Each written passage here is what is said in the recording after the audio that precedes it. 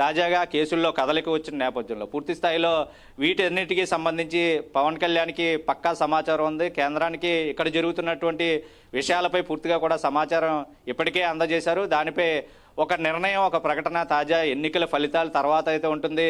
అది జగన్కి ఖచ్చితంగా జైలుకి వెళ్లాల్సిన పరిస్థితులు కూడా వస్తాయి అంటూ కూడా తాజాగా ఆయన చేసిన ప్రకటనలు.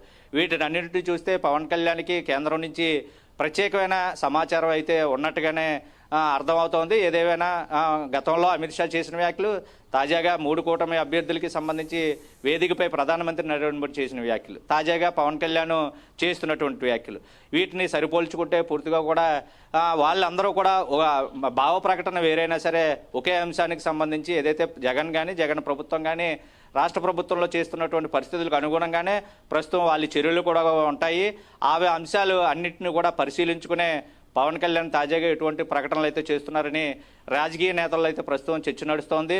ఏదేమైనా ఎందుకంటే ఒకళ్ళ ప్రభుత్వం పోయిన తర్వాత మరొక ప్రభుత్వంపై దుయ్యపట్టడం, లేదంటే వారి మీద కేసులు పట్టి వాళ్ళు మారిన తర్వాత వాళ్ళు మళ్ళీ వేరే ఒకళ్ళ మీద పెట్టడం, ఇదే రివాజ్గా మారిపోతున్న ప్రతి రాష్ట్రంలోనూ ఇదే జరుగుతుంది. కానీ గతంలో జరిగినటువంటి అంశాలు, గతంలో మోపబడినటువంటి నేరాలకు కఠినంగా తగిన రీతిలో అయితే శిక్ష తప్పదు.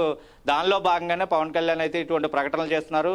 ఏదైతే గతంలో అభియోగించిన నేరాలు ఏవైతే ఉన్నాయో అవన్నీ కూడా మనీ లాండరింగ్ వ్యవహారాలు, పూర్తిగా ఆర్థికపరమైన అంశాలకు సంబంధించి నేరాలుగా మోపబడిన నేపథ్యంలో ఎప్పటికైనా వాటిపై తీర్పు అన్నది వెలువరించాల్సిన ఆవశ్యకత సుప్రీంకోర్టు ధర్మాసనాలపైన కూడా ఉన్న నేపథ్యంలో ఇప్పటికే బెయిల్పై ఉన్నారు.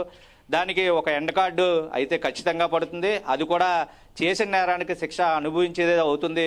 అందుకని జగన్ జైలుకి వెళ్తారు అన్న అంశాలనే పదే పవన్ కళ్యాణ్ అయితే ప్రస్తావిస్తున్నారు అని ప్రస్తుతం ఇక్కడ ఉన్నటువంటి రాజకీయ నేతలు, రాష్ట్ర వ్యాప్త రాజకీయ నేతలు, అలాగే దేశవ్యాప్త రాజకీయ నేతల్లో కూడా ప్రస్తుతం ఏదైతే రాబోయే రోజుల్లో ఏపీ వ్యాప్తంగా ఏ పార్టీ అధికారంలో రాగబోతుంది, తర్వాత వస్తే కనుక ఇక్కడ నెగ్గినటువంటి పార్టీ కూటమి అభ్యర్థులు కానీ ప్రభుత్వం కానీ ఏం చేస్తుంది. ఎందుకంటే ఏదైతే గవర్నమెంట్కి అధికారంలో అన్యాయాలు చేసి అక్రమాలు చేసి అధికారం చేపట్టి వచ్చిన తర్వాత కూడా ప్రజలను ఇబ్బంది పట్టే పరిస్థితుల్లో ప్రభుత్వం అవలంబిస్తోంది అంటూ కూడా తాజాగా వస్తున్నటువంటి సర్వేల ప్రకారం, లేదంటే ప్రజలు చెప్తున్న విధానాన్ని, లేదంటే వైసీపీ అనుసరిస్తున్న విధానాలను తట్టుకోలేక వెల్లడి చేస్తున్నటువంటి భావాల్ని, వీటినన్నింటినీ బేరీజు వేసుకుంటూ ప్రస్తుతం రాజకీయ నాయకులు, రాజకీయ విశ్లేషకులు అందరూ కూడా తమ వాదనను అయితే వెలిబుచ్చుతున్న సందర్భంలో ఏదైతే పవన్ కళ్యాణ్ నిన్న చేసినటువంటి జైలుకి బెయిల్కి మధ్య నీ జీవితం ఊగిసలాడుతోందంటూ చేసిన ప్రకటన కొంత రాజకీయ దుమారాన్ని నేపింది.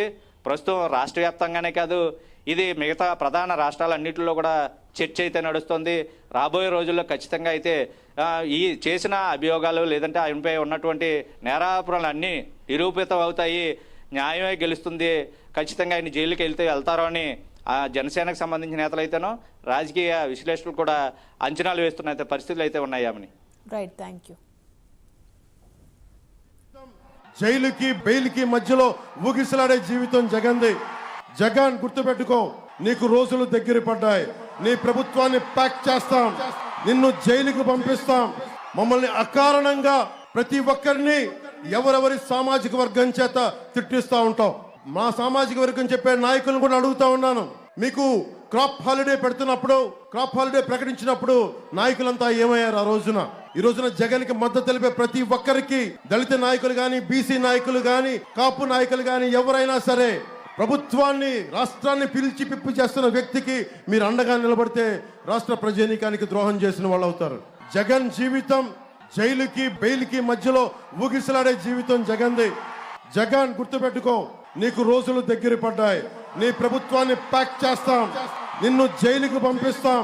మమ్మల్ని అకారణంగా ప్రతి ఒక్కరిని ఎవరెవరి సామాజిక వర్గం చేత తిట్టిస్తా ఉంటాం. మా సామాజిక వర్గం చెప్పే నాయకులను కూడా అడుగుతా ఉన్నాను. మీకు క్రాప్ హాలిడే పెడుతున్నప్పుడు, క్రాప్ హాలిడే ప్రకటించినప్పుడు నాయకులంతా ఏమయ్యారు?